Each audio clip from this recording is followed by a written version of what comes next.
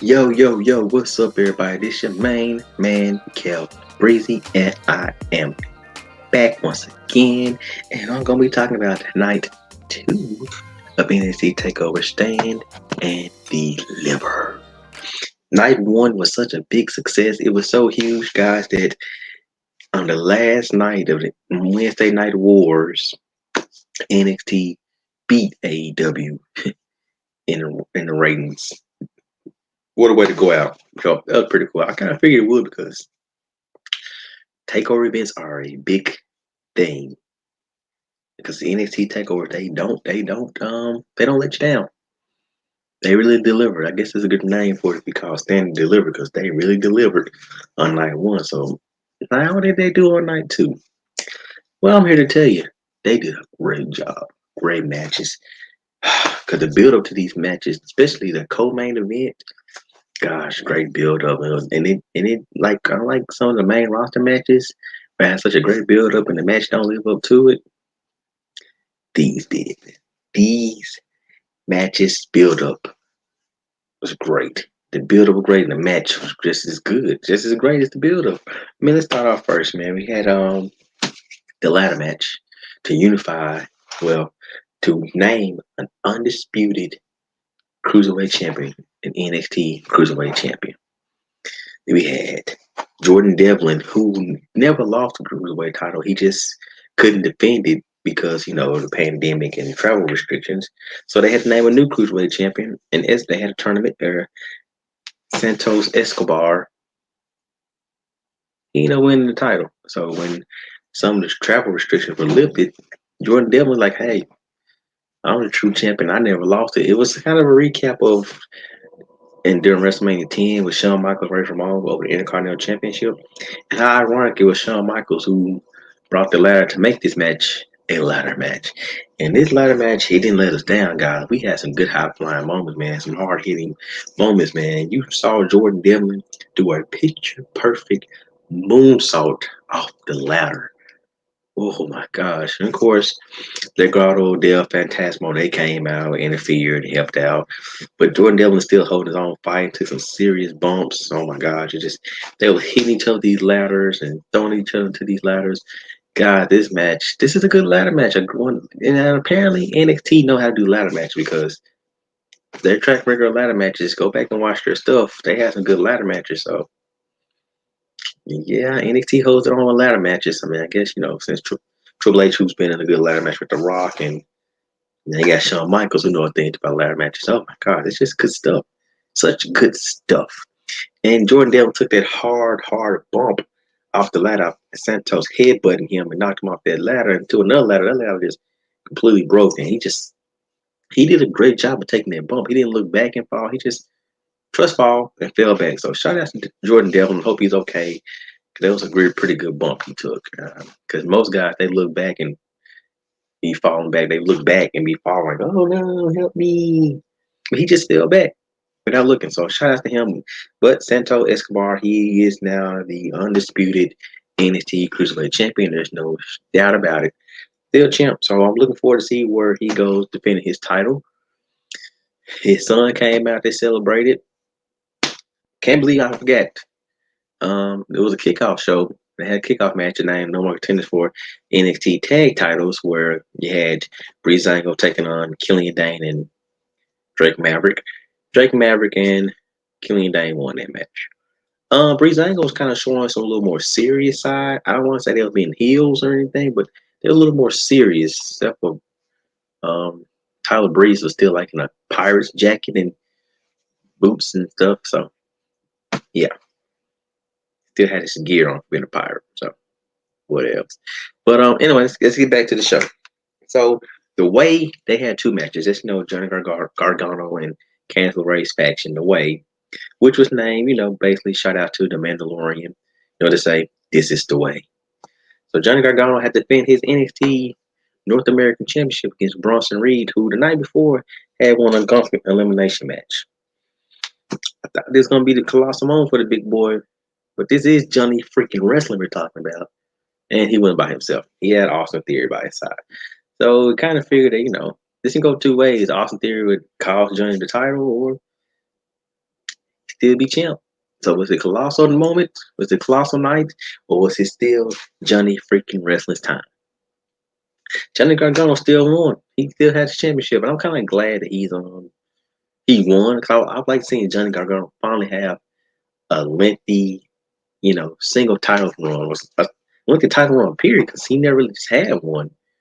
And now he got a faction behind him. It was cool to see him get that big win.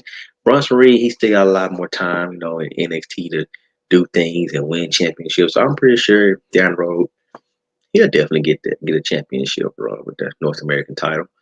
Who knows? He may one day become North NXT champ. So, but hey, it was a good match, man. They both, like I said, NXT they know how to tell a story.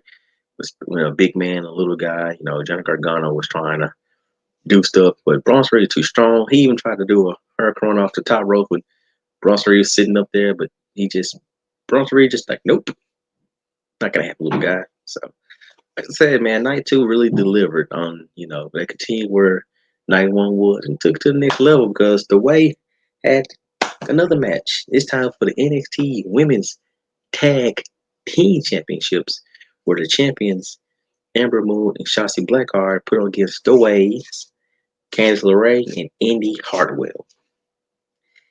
Ever since Indy Hartwell, since she been hanging with Johnny Gargano and Candice LeRae, she has been improving the ring because these two they're veterans in the ring in NXT. They know their way around the locker room, their way around the ring. They have a very high IQ when it comes to being in the ring. You know what I mean? Like how Daniel Bryan has and Adam Cole and so many others. So I'm glad her out there. They're learning from them, being around them, it helps them because look what they're doing. They might not have a match on Takeover, but they're on Takeover. And Indy Hartwell, she's on Takeover because before being with Candice LeRae, she was just like not around. She would just be in matches where she's just putting someone else over, or just So, but yeah, this tag match. Oh my god, I already knew it's gonna be something serious because Candice LeRae, she don't get enough credit. I feel like she should be, before the year where I consider her being an NXT Women's Champion or NXT Tag Team Champion. So she is definitely the female version of Johnny Gargano when it comes to being in the ring, and that says a lot because he's pretty darn good in the ring. And Amber Moon, she is the first woman in NXT to be NXT Women's Champion and NXT Women's Tag Team Champion. So shout out to her. She's a former NXT Women's Champion, now she's Tag Champ.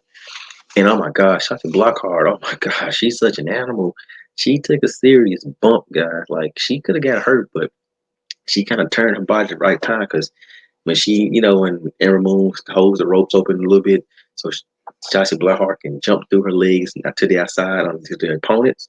She did that, but instead of being like in the front and like by the ramp entrance way, they did on the side of the ring near the fans, and she kind of just went too fast and went too hard, where Candice LeRae and Indy Hartwell really couldn't catch her. Like they tried, you can tell they tried to catch her, so she wouldn't get served. But she was going so hard and fast, she pretty much shot through between them. And like I said, Shotzi's supposed to, got enough experience where she just able to turn her body instead of going like head and neck first into the safety rail. I mean the guardrail. So she turned her body and like her back kind of hit it a little.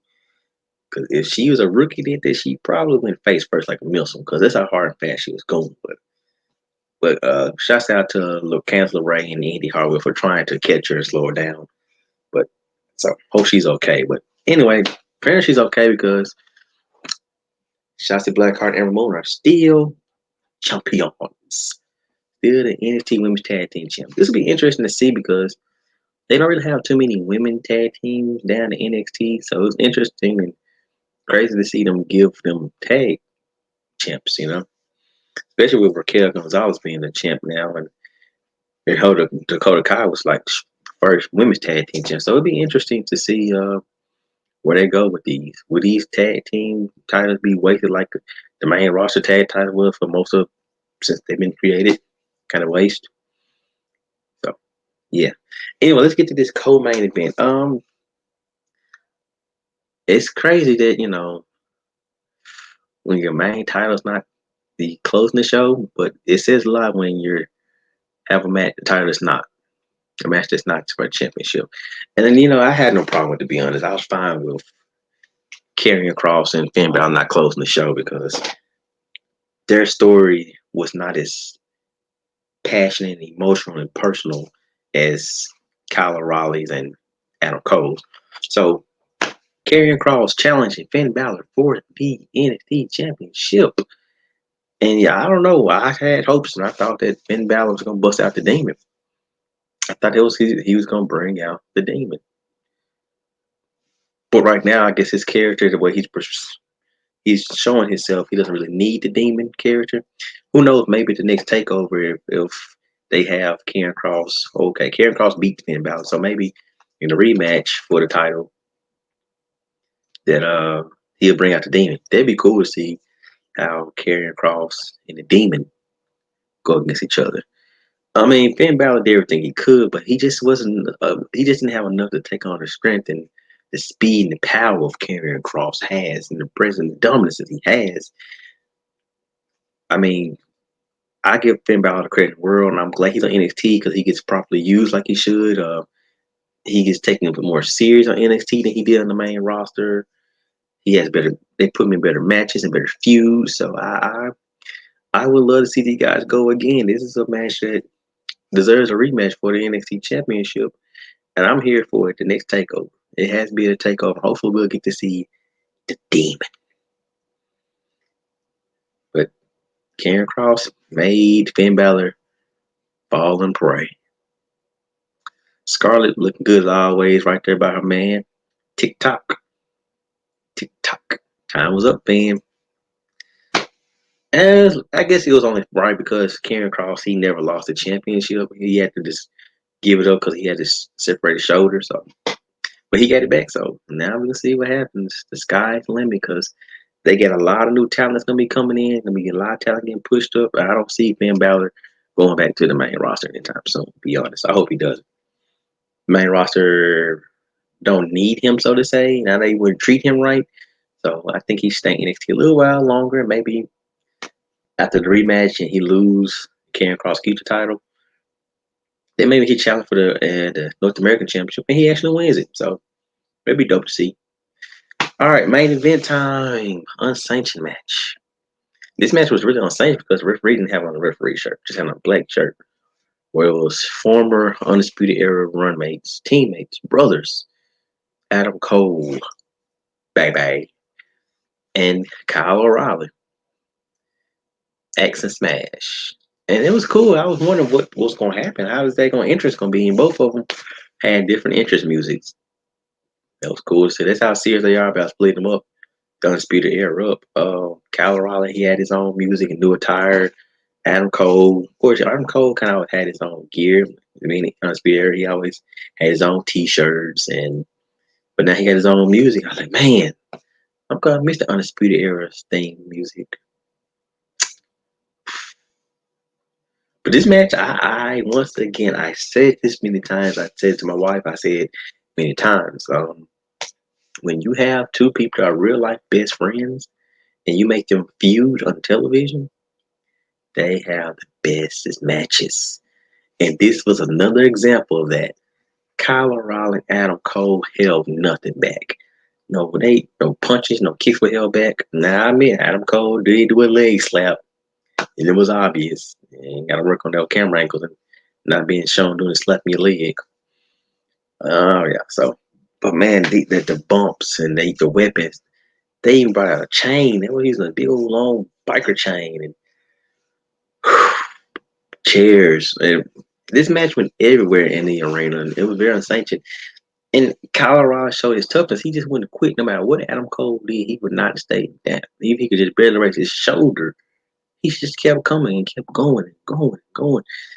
And Kyle O'Reilly, but he didn't want no slouch. He showed that he deserves to have a serious singles push or championship run, singles title, just like how he did when he was in Ring of Honor, New Japan, like singles championship run that he had outside of Red Dragon, him and Bobby Fish. So it was a good match. I enjoyed the hell out of this match. Some highlights of this match. Seriously, Johnny Gargano, Adam Cole in Colorado, when Colorado had that guillotine choke on Adam Cole, and then Adam Cole just literally threw him in Colorado through the stage. And then Adam Cole came out to the stage, and he just started kicking a hole in the side stage and dragging Kyle O'Reilly out. And man, super kicks. Oh my God, the Panama Sunrise, which is like a from the middle rope of Canadian Destroyer. When Adam Cole jumped from the middle rope into Kyle O'Reilly and the Canadian Destroyer. That's pretty much what it is. And super kicks. Hey, Kyle O'Reilly didn't give up. He even hit Adam Cole with the last call. You know, you take the knee pad down and then run behind him and knee in the back of the head. But then it didn't work out. And Kyle O'Reilly knocked Adam Cole down on a chair that was upside down that was open.